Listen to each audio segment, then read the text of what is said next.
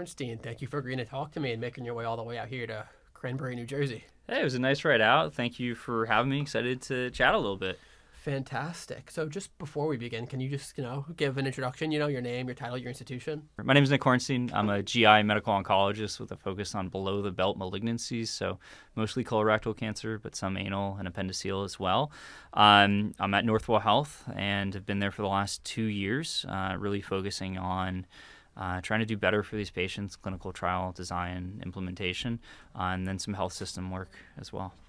Fantastic. So no need to waste any time. Let's just get right into this. I know you had a busy studio filming before this. We don't have the same games that you had played there, but just some general questions, some clinical questions. ASCO is coming up, and over the past year, I think a lot's happened in the colorectal cancer space, the GI cancer space. But how would you say colorectal cancer has just evolved, not specifically, just like broadly in terms of over the past year? Yeah, so it's interesting. We look in oncology in general, and many of the new fancy, shiny tools and therapies come in non-small cell lung cancer. It's the poster child, right, in terms of it being responsive and having a pretty large population of patients that can benefit. So we see these trials coming out and these agents coming out there, as well as in some ways in rarer tumors like cholangiocarcinoma.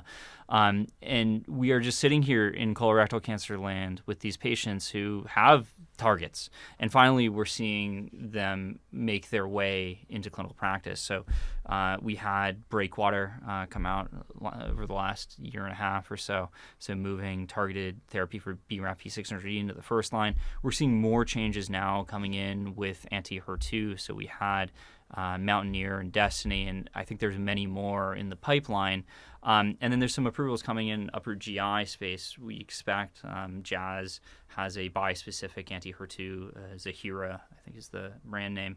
But that'll be coming there very, very soon, and I expect it's going to land in the colorectal space in the not too distant future. So we see these things in trials. We see these RAS inhibitors that a lot of people have been talking about lately, and I'm really just excited for what's coming next. Yeah, those RAS inhibitors are everywhere right now. Specifically, are there any specific patient groups you say you've had the most moment in the colorectal cancer space, in the GI space? The most moment, you mean? Most movement, I should say. Most movement, okay. I think there's a few. One is the management, as I mentioned, BRAF V600E positive metastatic colon patients has had a tremendous shift. The second is MSI high. Probably should have mentioned this earlier, but it's a different disease. MSI high in any space, whether that's PDAC and the 1 to 2% that have it, or colorectal for the 5 to 15% that do. Different disease entity, needs to be thought of as differently. We are now able to walk into a room, meet a patient with either localized or very advanced disease, and potentially cure them, which is crazy. You can count on one hand the number of solid tumors you can cure when they're widely metastatic. We can do that now. So I'm really hopeful for the future, for learning how to take this immunotherapy-based approach and apply it to more patients. And there's a lot of really interesting studies about how to cause more neoantigens to form in tumors. We're not there yet, but at a minimum, we know we have a subpopulation of patients that have huge benefits. So in terms of moving the needle, they are, by and large, the greatest benefactors of having new therapeutics. Okay, great. And then you touched on BREAKWATER, which is one of the bigger trials in GI recently. Yeah. Earlier today, you ranked it number 2 on a list of trials, only topped by Resolute 302, which is Resolute 302. So in chlorofenib, cetuximab, and mFOLFOX6, or just chemotherapy in general, FOLFIRI. It's been about a year since, I guess it's been a year and a half. It was received accelerated approval in 2024 and TRAT approval in February this year. Yeah. What's it been like? Just are all patients eligible with BRAF V600E getting that? And then, I guess, are you expecting anything from the oil abstract this year? Yeah. So let's start with the end of the question. This year, what are we expecting? It's a victory lap. We know this is a positive trial. If anyone is saying anything otherwise, they probably need to read more into the literature and really have some introspection about that decision. You mentioned something important. We have updated data this year that using FOLFIRI in the first line instead of FOLFOX works. I know this is more in line with our European colleagues, but it also belays some of the concern about patients developing neuropathy on BREAKWATER. And that probably is a byproduct of the fact that they are living for longer and on treatment longer, and you're giving them more oxaliplatin. Guess what? They're going to have neuropathy. There's no off-ramp in the original study. So in real clinical practice, we don't give oxaliplatin until you can't walk. It's an important study. I think it is absolutely the go-to for these patients, and there needs to be a very, very strong rationale for not using it. Like a patient says, hey, I'm allergic to cetuximab or anti-EGFR. Outside of that, I haven't yet found a case where I am not using targeted therapy in the first-line setting, and I have a reasonable number of patients on the regimen. In talking to others, I haven't yet heard of a reason not to do that. Maybe in the setting of very advanced disease and the patient's going to hospice instead of therapy. But barring that, no, you probably should start, and you should start with the full treatment. We know that if you don't give it in the first line, if let's say you wait to implement Beacon, which is second line BRAF V600E targeted therapy, you're going to lose a significant percentage of patients who progress so rapidly and quickly that they deteriorate and they don't make it to second line therapy. So we have our data. We know our survival is, pushing well beyond what you would get for PFS2 in terms of using it in the second line. And I can't think of a rationale not to give it in the first line. Okay, great. And then, as you just said, when it first came, it was mFOLFOX6 was what was known to be proven. And now we recently just had this FOLFIRI data come out. What are you looking towards? Is it always full mFOLFOX6, or what are the conditions where you might swap it for FOLFIRI? Medical oncologists go to school for like 20 years. There's a reason we haven't just been replaced with AI yet. And part of it is shared decision-making, talking about toxicity, side effect profile. We know oxaliplatin can cause neuropathy, can be debilitating. So some patients prefer irinotecan. You get hair loss, you get other issues. But really, for the most part, in the U.S., we're doing mFOLFOX.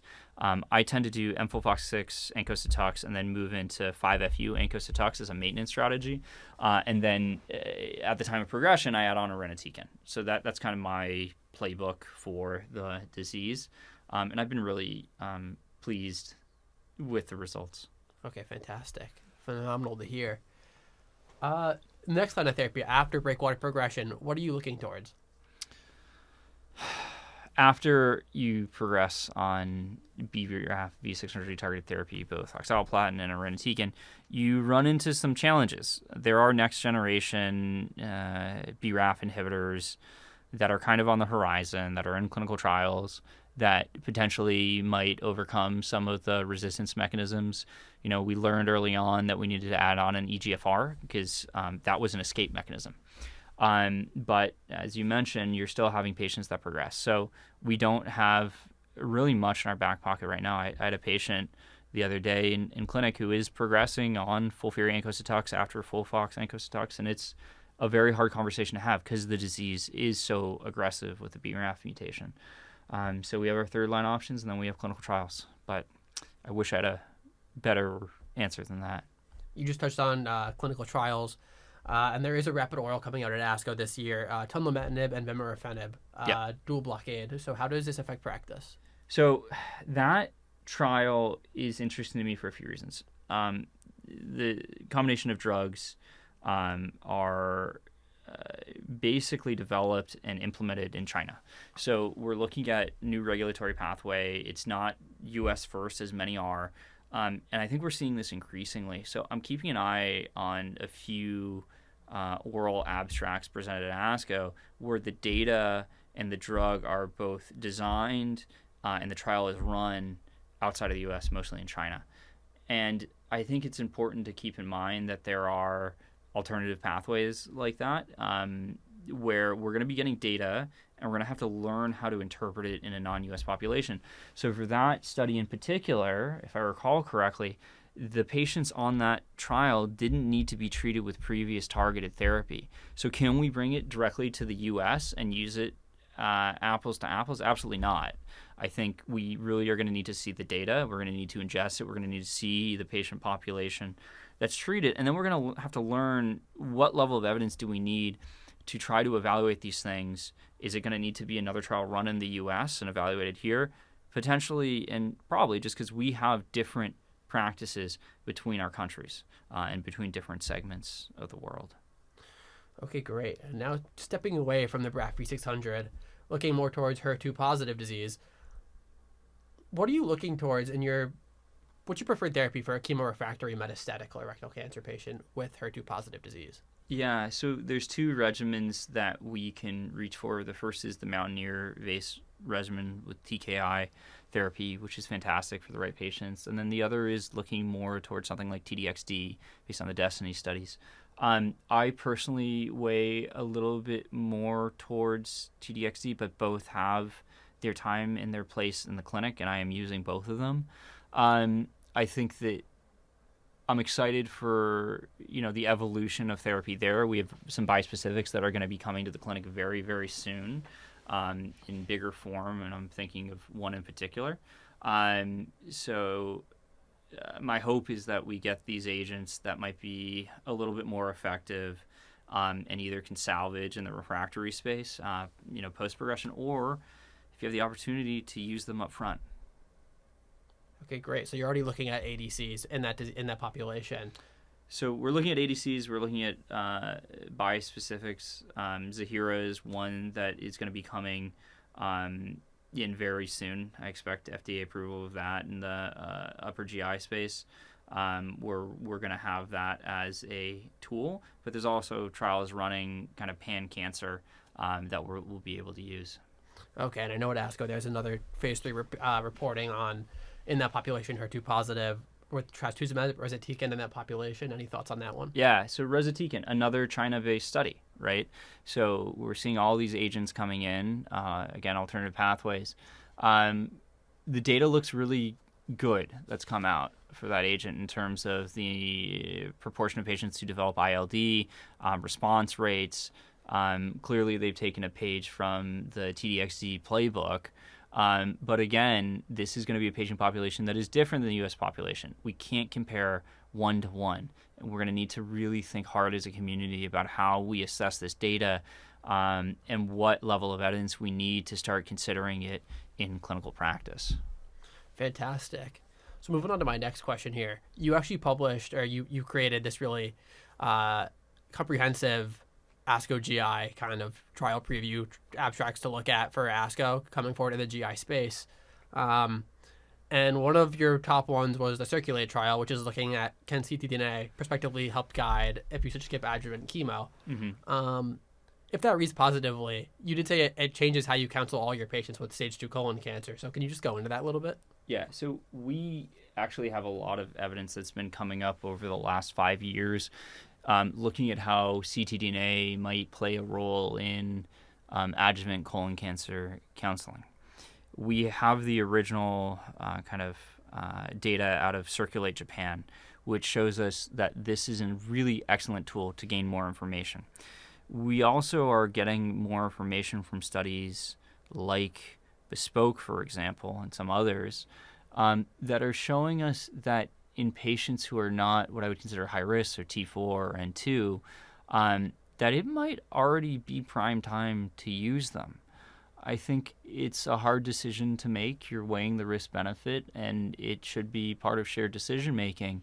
But as these assays are improving over time, and they're constantly getting better, right? If you're looking at, the Natera of today versus an assay that was developed some time ago, or an assay that's coming. So Exact Science has, a newer MRD assay that looks to be pretty promising that's not out yet.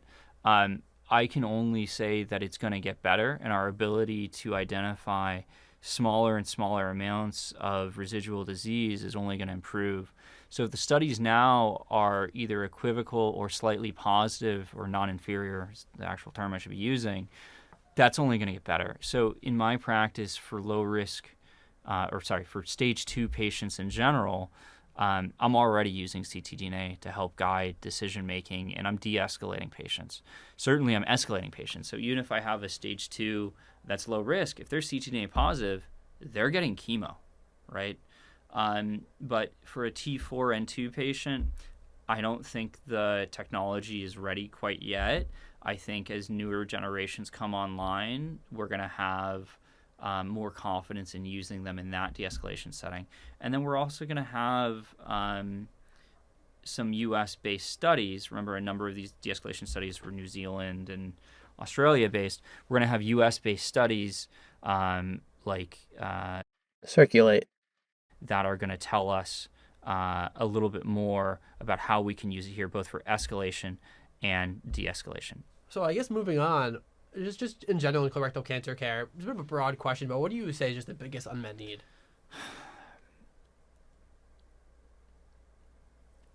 I think there's a lot of ways to answer that. From my perspective, developing new drugs, new assays, new tools takes a long time. And there's the moonshot, right? Moonshot would be, how do we cure every patient with something like immunotherapy? But then there's the ground shot. How do we make sure every patient with a targetable mutation or phenotype is receiving that agent against that target? And I think we need to be focusing on both. I think that rates of biomarker testing in the U.S. in certain regions are abysmal. When you're hearing that only half of patients are getting things like sequencing or MSI testing in the metastatic setting, that should make your head turn. So yes, we do need to develop next generation. We do need to do better for every patient who's progressing. But we also need to make sure that every patient is getting the right testing so that we can recommend the right treatments for them. Because if you don't know a patient's HER2 positive, what's it matter if you have a really effective anti-HER2 agent? So I think that, coming together as a community, ensuring that we're all keeping up with education is really important. It's also really hard, right? I'm pretty niche. I focus on GI oncology, and it's even there hard to keep up to date all the time. But trying to figure out what is the best mechanism to ingest new information, new knowledge, it's important. Fantastic. And I guess in the spirit of kind of advancements and developing new things, just looking at ASCO, are there any other, what are the trials that you're most looking at for like standard of care changes, or that just the headline trials? Yeah, I mean, we all know our plenary. There's one GI study there, which is RAS-LUT 302 second line pancreatic ductal adenocarcinoma after progression on chemotherapy with a actionable RAS mutation. That has more or less already changed the standard of care. It's not even approved yet, and yet it's all over the news. Patients are calling in, trying to get it on expanded access. That should overnight change care. And in fact, I think the trouble we're going to have is we're going to want to use it in the first line, and those studies are still cooking. But I would be really shocked if they're not positive. So in terms of immediate practice change, the moment the FDA approves this treatment, the practice is changed. Done overnight, full stop. It's really amazing. And the craziest part is just being able to target KRAS and RAS in general is going to have kind of a ripple effect around a lot of disease cases. Well, you're coming from a time when people referred to these targets like RAS and TP53 as undruggable for a variety of reasons. I remember somebody was commenting that they had sent a grant in. The grant was rejected because they were basically told, why are you studying this molecule? There's never going to be a drug against it. This is pointless. And now we have a positive phase 3 trial that's giving us a therapy. And it's not just RAS, right? TP53 similarly has ongoing clinical trials that look like they are effective and working. So we're moving into a new era. We're learning more about biology. We're learning more about drug development. And really, you have to think, what is the future? What's the next line? Things like gene editing technology, right? I know there has been a lot of pushback and concern about that, but the sky's the limit in terms of the targets we can go after, the tools we can use to deploy them, and the potential benefit that we can give to patients. Awesome. Thank you so much for that. As the time of filming this, the full ASCO abstract lists aren't out yet, so I wanted to take this time to ask you, do you have any abstracts or presentations being shared that you want to talk about? I'm part of the Gut Onc Lab, right? So we host a podcast, and then we also provide mentorship to a number of trainees and folks interested in oncology. And as a result of that, how shall I say, mentorship network, I think we submitted something like 8 or 9 abstracts. So there's going to be some that are oral, some are going to be posters, some are online only. It happens. It's okay. But we'll have a number of things and some representation. Excited about one where we designed an LLM, natural language processing based tool that's helping us to ingest all of our patient data at Northwell and Oncology so that we can do things like matching for clinical trials and ensuring patients are getting the right care at the right time. So that was a really significant effort, and really excited about that and where that's developing and going. That's fantastic. We'll definitely be on the lookout for that. It's always great hearing the specific use cases for where AI is being brought into practice nowadays. It's so interesting. I guess this question is it's a bit broad, but just looking at ASCO, what are your general vibes around ASCO this year? Just like good, bad, like hopeful, I mean, I'm always hopeful seeing that progress is being made. It's always good. I think last year was, I dubbed it the year of the poop tube because it felt like every oral was about colorectal cancer. This year, colorectal isn't on the plenary stage. PDAC is. That's great. But I'm really excited. I know that there's going to be a number of kind of high-profile trials releasing information. And yeah, I always just seeing people and finding out a little bit more about how we're going to do better against cancer in the future. Fantastic. So I do have a few other questions here that kind of diverge from this conversation a bit. First, you touched on cholangiocarcinoma before, and about 2 weeks ago, in early May, zenocutuzumab was approved in NRG1 fusion positive cholangiocarcinoma, and it didn't have a massive data set. E&E NRGY only had about 19 evaluable patients in that trial.